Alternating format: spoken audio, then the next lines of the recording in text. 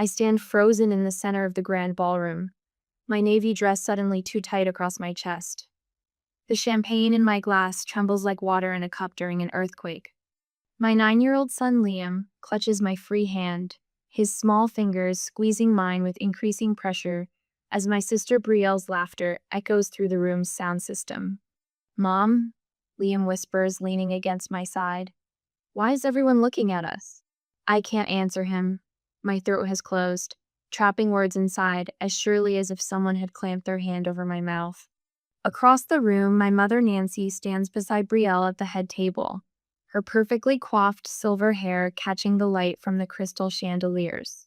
The smug satisfaction on her face sends a cold wave through my stomach. Brielle taps her champagne flute with a silver spoon, the crystal ringing out to silence the murmurs rippling through the reception. "Let's toast my sister," she announces, her voice amplified by the microphone she insisted on holding throughout dinner. Claire Thompson living proof that one mistake can derail your entire life. Awkward laughter ripples through the crowd. Some guests shift uncomfortably in their seats, while others lean forward, hungry for drama they hadn't expected with their wedding cake.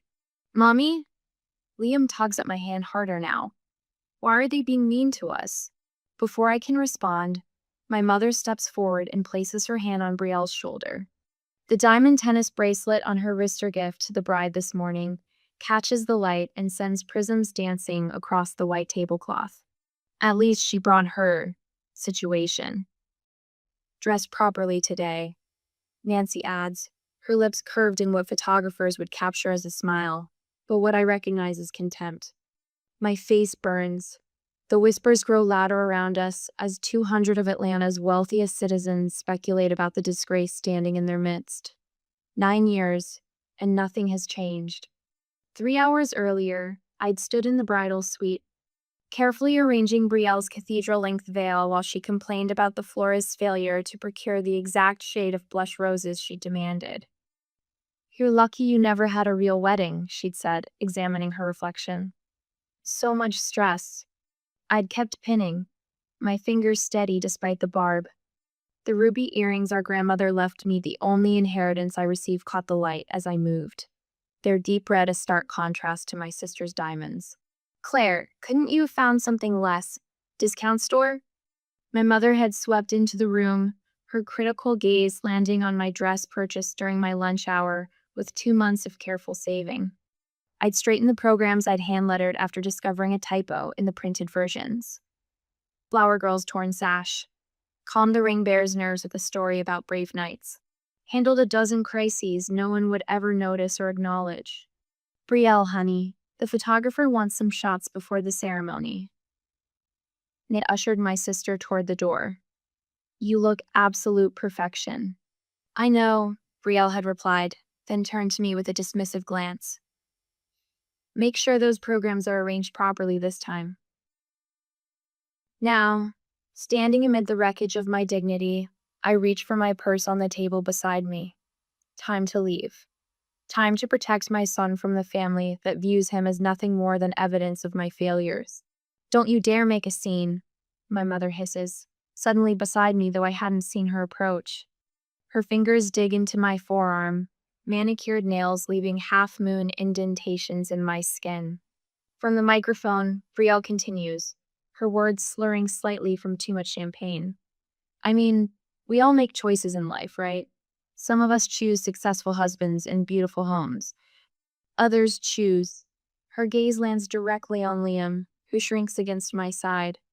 The wedding photographer moves through the crowd, his camera capturing everything: the gleeful bride, the uncomfortable guests, the single mother and her fatherless son preparing for escape. Tomorrow, these photos will be evidence of a different sort, proof of what my family really thinks of us. My spine straightens. Not this time. I place my glass on the nearest table and guide Liam toward the exit. We'll slip away quietly. No scenes, no tears, just dignity where none has been offered. "Claire." Nancy's voice carries despite her attempt at a whisper. Heads turn. The sound of a chair scraping against marble stops me mid-step. Daniel Mercer, my new brother-in-law, rises slowly from his seat at the head table. The room falls silent as every eye shifts from my retreat to his unexpected movement. He reaches for the microphone, his fingers gently removing it from Brielle's hand. His expression remains calm, but something in his eyes of quiet determination makes even my mother take a step back. "I think that's quite enough," he says, his voice filling the silent room. I stare at him, recognition flickering at the edges of my memory. Something about the way he stands, shoulders squared against disapproval. I've seen him before Brielle brought him home, before the engagement, but I can't place when or where. The moment hangs suspended, perfect in its tension as 300 people hold their breath, waiting to see what happens next. Daniel's grip on the microphone tightens, his knuckles whitening against the silver handle. The room falls so silent I can hear the ice shifting in abandoned glasses. 200 pairs of eyes dart between us like startled birds, waiting. "Many of you know me as an investment banker," Daniel says, his voice steady despite the tension crackling through the ballroom. "What you don't know is that I met Claire Thompson long before Brielle introduced us at that Christmas party last year." My breath catches. "What?"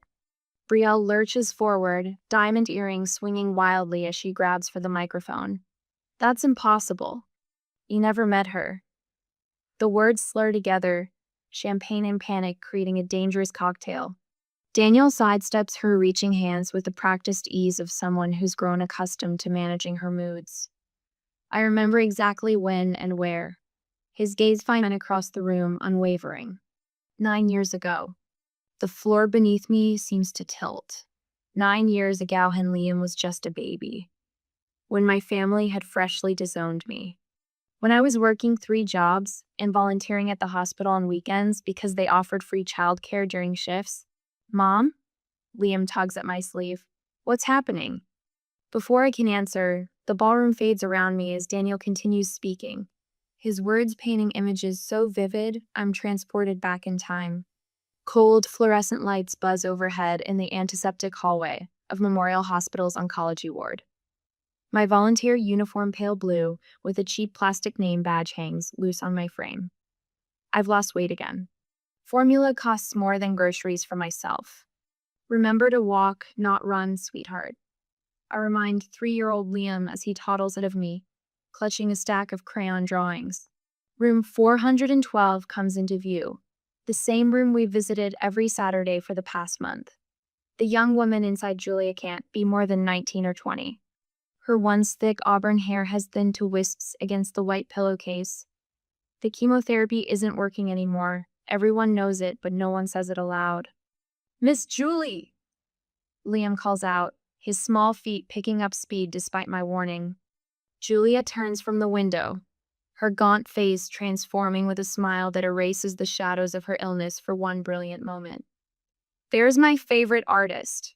She extends a thin arm toward him. I hang back, watching as Liam carefully spreads his drawings across her blanket-bright crayon worlds, where the sun always shines and stick figure people hold hands beneath impossible purple trees. "This one's you." Liam points to a figure with orange squiggles for hair. "And this is me. We're at the beach. Mom says beaches have lots of sand, but I never been to one." "Been to one," I correct automatically, then wince at how school teacherish I sound. Julia catches my eye and winks. It's our private joke, the overworked young single mother, who can't help teaching proper grammar even while exhausted. "These are magnificent," Julia tells Liam with the complete seriousness that he responds to so well. No baby talk, no condescension. "I'm putting this one right here." She tapes a drawing of a rocket ship to her forepole. "That way I can see it all night." I settle into the chair beside her bed, pulling my battered copy of poetry from my volunteer tote bag. Julia loves Robert Frost, though she's too weak to hold the book herself now. As I read, a shadow shifts in the doorway. I glance up briefly, noting a tall figure, a man watching us. Probably one of Julia's relatives, I think, before returning to the poem. Later, after Liam has fallen asleep in my lap and Julia has dozed off mid-stanza, I carefully pack our things. The container of homemade soup I brought sits on her bedside table. The nurses say she hasn't been eating, but sometimes she'll take a few spoonfuls when I bring food from home. Claire saved my sister's Tupperware containers. Daniel's voice pulls me back to the present moment, to the wedding reception frozen in surprise. She washed them and brought them back each week filled with new soup, despite working overtime to make rent, despite raising Liam alone. Murmurs ripple through the crowd. I spot my boss, Mr. Henderson, his expression shifting from confused to impressed. The Wilsons from my mother's garden club exchange glances. Brielle's sorority sisters whisper behind manicured hands. Julia lived 3 months longer than her doctors predicted. Daniel continues. In her final days, she told me those Saturday afternoons with Claire and Liam gave her something to look forward to when treatments couldn't offer hope. Nancy steps forward, her country club smile strained at the edges. Daniel, darling, this is all very touching, but perhaps we should cut the cake instead. Her fingers close around his forearm. He doesn't acknowledge her. Claire never knew Julia was my sister. I watched from the doorway week after week, never introducing myself properly because I didn't want to interrupt the only bright spots in Julia's final months. Liam's small hand finds mine again. I remember Miss Julie, he whispers. She let me use her special purple marker. Tears burn behind my eyes. I'd forgotten that detail, the expensive art marker Julia insisted Liam use for his masterpieces, when her hands became too shaky to draw herself. Daniel reaches up to his lapel, unpins his white rose boutonniere, and places it gently on the head table. The gesture carries a finality that silences even the whispers. I cannot marry into a family that treats its most courageous member this way, he announces, voice carrying to every corner of the ballroom. Brielle's perfect makeup streaks down her face in black rivulets. What are you doing? She hisses, reaching for him. Nancy lunges forward, abandoning pretense. You can't be serious. Do you know how much this wedding cost? Daniel steps back, putting distance between himself and both women. No amount of money justifies cruelty to a mother and child. A memory surfaces Daniel insisting on helping Liam build a model airplane at Thanksgiving dinner while everyone else ignored him. Daniel asking about my volunteer work at the engagement party when Brielle cut me off. Daniel watching me, always watching with that vaguely familiar expression I could never place. Now I know why. A tear slides down my cheek, but for the first time in 9 years, it's not from humiliation. Something warm and unfamiliar blooms in my chest, straightening my spine. Vindication. Champagne glasses crash to the marble floor as Daniel moves toward us through the startled crowd. Wedding guests scatter like pigeons from a park bench, their designer heels clicking against stone as they create a path between us. You're leaving me for her? Brielle's voice rises to a shriek that bounces off the crystal chandeliers. Her perfect makeup streaks down her cheeks, mascara rivers destroying the facade she spent 3 hours perfecting. My own sister? At my wedding? Mother rushes between tables, patting the shoulders of the city councilman's wife, murmuring to the hospital board chairman. Damage control in Chanel. I've seen this performance before at my high school graduation when I announced my state college scholarship instead of attending her alma mater. At Christmas dinner when I refused to pretend Liam was my nephew for the society photographer. Claire. I turned to find Mr. Harrington, my boss of 7 years, standing beside me. The same man who avoided eye contact at company functions when Mother cornered him to discuss my temporary position until I sorted out my situation. You never mentioned your volunteer work at Memorial. Something shifts in his expression, respect replacing tolerance. My wife was on that cancer floor 4 years ago. She still talks about the young mother and little boy who brought homemade soup every Tuesday. Before I can respond, Liam tugs at Daniel's sleeve. My son, who hides behind my legs when strangers approach, looks up at Daniel with clear eyes. Did my drawings really help your sister? His small voice carries in the sudden pocket of quiet surrounding us. Daniel kneels, eye level with my boy. His tuxedo worth more than 3 months of my rent crumples against the floor without a second thought. Your kindness gave her joy when nothing else could. Daniel's voice drops to a register meant only for Liam, but I catch every word. Those rocket ships you drew? She kept them taped to her ceiling so she could see them from her bed. My throat tightens. I recognized you instantly at the engagement dinner, Daniel says, rising to meet my eyes. Your hair was longer then. You wore it braided with a blue ribbon. The memory surfaces not of Daniel, but of Julia, the young woman with the same gray-blue eyes as the man standing before me now. The way she'd smile when Liam climbed onto her bed with his crayons and construction paper. How she'd asked about my classes, my dreams, when everyone else saw only my mistakes. I spent months watching how they treated you. Daniel continues, his voice steady. I kept hoping I was wrong, that perhaps they were different in private than they appeared in public. He glances toward Brielle, still wailing into my mother's shoulder. I should have said something sooner. I'm sorry. A strange calm settles over me, like the quiet after a thunderstorm. For 9 years, I've swallowed my words choked on theme in the name of family peace. The weight of those unspoken truths suddenly feels too heavy to carry another step. I turn toward my mother. 9 years. My voice doesn't shake. 9 years raising Liam while working full-time. 3 promotions. Nights spent studying for my CPA certification after he was asleep. Mornings at the hospital with patients everyone else had given up on. Nancy's eyes narrow into familiar slits of disapproval. Not once did you offer to babysit. Not once did you mention my name when your friends needed accounting help. You donated $10,000 to Brielle's honeymoon fund, but complained about contributing to Liam's school supplies. The whispers around us grow louder. Her carefully cultivated image cracks like thin ice beneath spring sun. Your shame was always misplaced. The words taste like freedom on my tongue. A movement near the entrance catches my eye. Mrs. Rivera, my 72-year-old neighbor who watches Liam after school, stands clutching her car keys. Behind her, Dr. Wilson from the oncology department offers a quiet nod.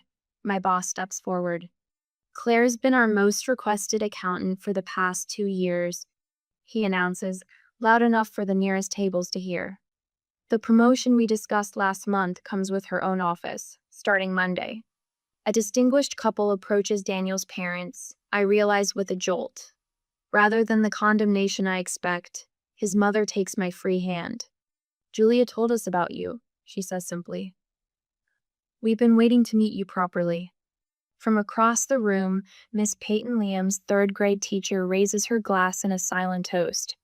I'd forgotten she'd be here. She's Daniel's second cousin. Daniel's voice breaks through my shock. Let me drive you and Liam home. Mom! Brielle lunges forward, diamond bracelet catching the light. Are you going to let this happen? She's ruining my day, again! Nancy's face hardens as she grabs my arm, nails digging into skin. This is all your fault, Claire. Always making trouble. The words should hurt. They've hurt for years. But something fundamental has shifted, like continental plates moving beneath my feet. 9 years of trying to earn scraps of approval. 9 years of protecting Liam from their disappointment, while hoping they might someday see his worth see mine. Nothing will ever change. Liam, honey, I kneel beside my son. Would you like to leave now? He nods, relief flooding his face. Can Mr. Daniel come too? Daniel offers his hand to my boy first, then extends his other to me. We walk toward the exit together, my navy dress no longer feeling too tight, my spine straightening with each step. Mrs. Rivera meets us at the door, pressing her car keys into Daniel's palm. I brought my Lincoln, more comfortable for the boy, she whispers, then adds, I always knew you deserved better, dear. Outside, the setting sun paints the sky in shades of amber and gold. Liam looks up at me, confusion giving way to a tentative hope. Does this mean we don't have to see Grandma anymore? The question pierces my heart and heals it simultaneously. I brush his hair from his forehead the same shade as mine, the same cowlick that never stays put. We'll surround ourselves with people who love us for who we are. The promise feels solid, like ground beneath my feet after years of quicksand. Daniel opens Mrs. Rivera's car door, his face softened by the golden hour light. I know a great ice cream place if you're interested. No pressure, just ice cream. Liam's face lights up, but he looks to me for permission. For the first time in 9 years, I make a choice untethered from my family's expectations. A choice based solely on what brings joy to the two people walking this path with me. Ice cream sounds perfect. A shaft of morning sunlight cuts across my modest apartment, illuminating dust motes dancing above unopened moving boxes. 2 months since the wedding, and I still haven't found the energy to fully unpack. Some wounds heal slower than others. I cradle my coffee muga gift from Daniel with courage, written in simple script, and watch the steam rise in the quiet morning. The red light on my answering machine blinks with 6 new messages. Nancy's voice from yesterday's call echoes in my memory. You're tearing this family apart, as if we'd ever truly been whole. The certified letter from their family attorney sits unopened on the counter. Emotional distress, according to the receptionist who signed for it. Beside it lies my phone displaying Brielle's latest social media post, a black and white photo captioned, "Healing from betrayal isn't linear." The Thompson family specialty inflicting pain, then claiming victimhood. My accounting certification hangs in a simple black frame on the wall, no longer hidden in a drawer. Across the room, Liam's bedroom door showcases his hospital junior volunteer certificate with a handwritten note, "Best storyteller we've ever had." Liam emerges, hair rumpled, shoulders straighter than they've been in years. His grades have improved steadily since we stopped attending family dinners, where Nancy dissected his every achievement for flaws. "Is Daniel coming today?" he asks, reaching for orange juice. "This afternoon. He's bringing materials for my business plan." I can't stop the small smile that forms. My phone chimes with a text from my boss, confirming my new office will be ready Monday at the corner suite with Claire Thompson, senior accountant, on the door. 3 major clients requested me specifically for their quarterly reviews, and next week I'm presenting at the Regional Accounting Conference on work-life balance strategies. "Mom?" Liam says, studying a permission slip from school. "Mrs. Wilson says I'm doing great in therapy. She says He squints at the note, processing family dynamics in healthy ways. Last session, he finally spoke about Grandma's rejection. "She didn't see how special you are, Mom," he'd said with 9-year-old wisdom that left the therapist blinking back tears. His homework assignment sits on the refrigerator, my hero, with my picture carefully drawn below. The doorbell rings promptly at 2. Daniel arrives carrying blueprint tubes and fabric samples. "These are for your home office," he explains as Liam examines his basketball shoes. "I found an antique desk that matches your certification frame almost exactly." He unrolls the blueprints, revealing plans for the spare room in his house transformed into a professional office space with built-in shelving and natural lighting. "For Thompson Financial Solutions," he says, "the name of my dream hanging between us. Every CEO needs a proper desk." My seed money, carefully saved from each paycheck for 9 years, could make this possible sooner than I dared hope. "The business plan is nearly finished," Daniel continues. "Your experience managing client portfolios while juggling single motherhood is exactly the unique selling point small business owners will appreciate." His patience washes over me like a balm. No ultimatums, no timelines, just steady support without demands.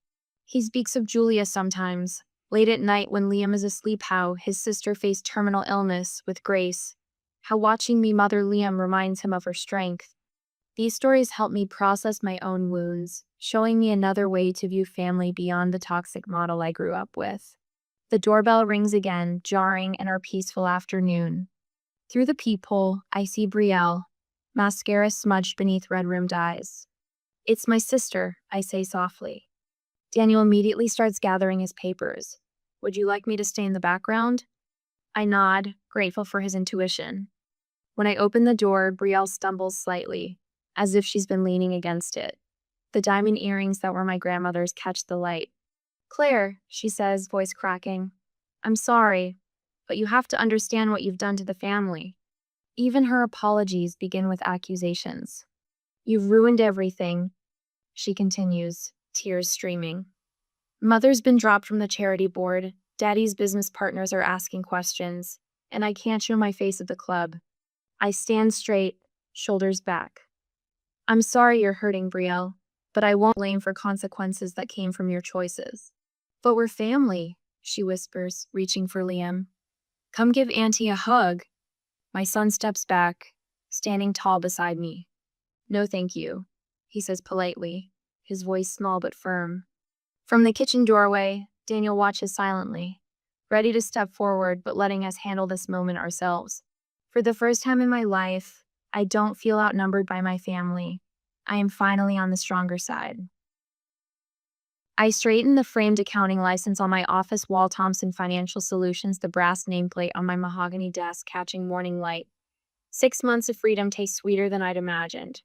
Through the half-open door, I glimpse Melissa at reception, fielding calls with the practiced efficiency I hired her for last month when client overflow demanded help. My fingers brush across Liam's latest therapy drawing displayed in a simple silver frame stick, figures holding hands. Himself, me, and Daniel beneath a rainbow. Next to it sits Daniel's photograph, his quiet smile reflecting the strength I've come to lean on. The emerald ring on my right hand, his grandmother catches the light when I reach for my coffee. Not an engagement yet, but a promise neither of us takes lightly. Miss Thompson? Melissa appears at my door. There's a Pastor Williams here to see you. Says he's from Calvary Heights. Her expression remains neutral, but her eyebrow rises slightly. He's with an older woman. My stomach tightens. Calvary Heights, my mother's church for 30 years. The teacup rattles against its saucer before I steady my hand.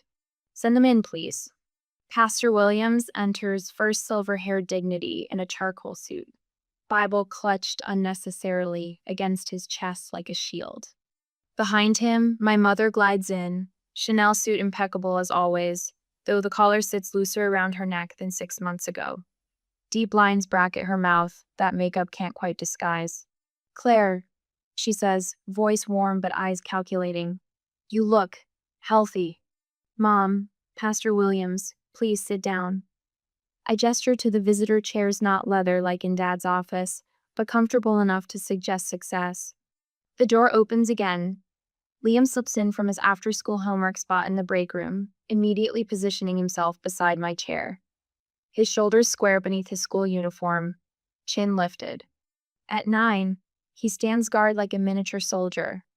Hello, Liam, my mother says, smile tight. My goodness, you've grown.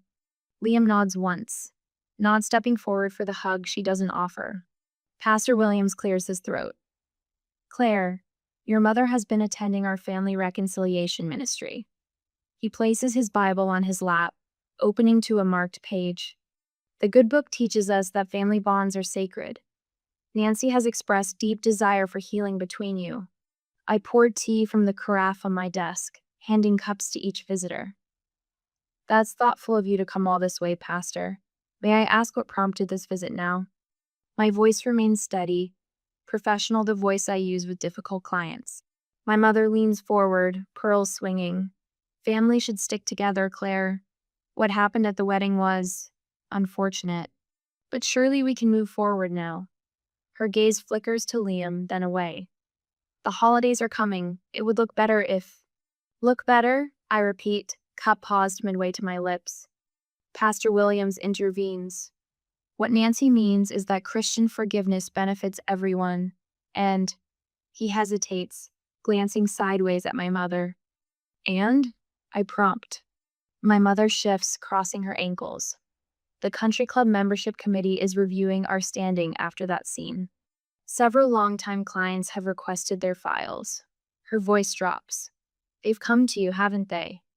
Ah, there it is. We need to present a united family front again, she continues, regaining composure. Your father's business reputation. I see. I set my cup down with a gentle click. This isn't about reconciliation, it's about appearance. Liam's hand rests on my shoulder, warm and solid. I open my desk drawer and withdraw a leather-bound journal, 9 years of entries, documenting every cutting remark, every Christmas where Liam received less than his cousins, every family gathering where we were seated at the far end of the table. I kept a record. My finger traces the worn cover. Not out of bitterness, but because gaslighting was your specialty, Mom. Whenever I mentioned how you treated us, you claimed I was too sensitive or imagining things. Pastor Williams shifts uncomfortably. I'm willing to consider limited contact, I continue. But I have conditions. First, family therapy not with your pastor, but with a licensed therapist. Second, acknowledgement of specific incidents in this journal, not vague apologies.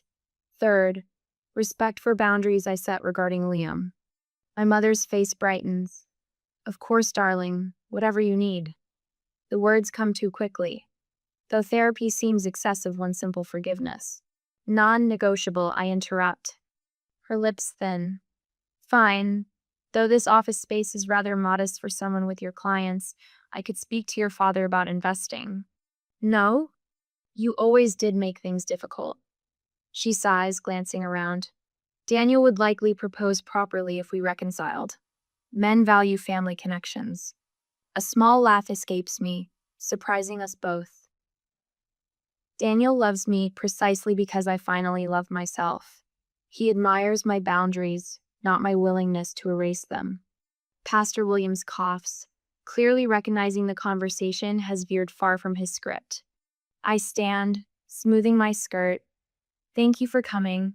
I'll email the therapist recommendations tomorrow. My mother rises, collecting her purse. You're being stubborn, Claire. I'm being clear. I correct, walking them to the elevator with professional courtesy. Love is earned through actions, not demanded through obligation.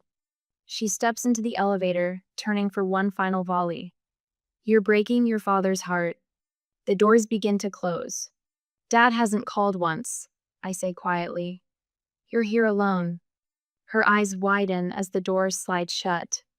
Liam's small hand slips into mine as we return to my office. Was that okay, Mom?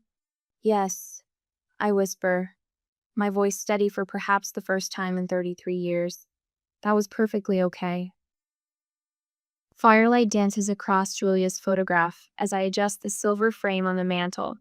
Her smile, so much like Daniel's, seems to approve of the pine garland and twinkling lights adorning our first Christmas together. My fingers trace the edge of the frame, remembering the young woman whose kindness Liam and I never realized would change our lives. Mom, can we head to the hospital soon?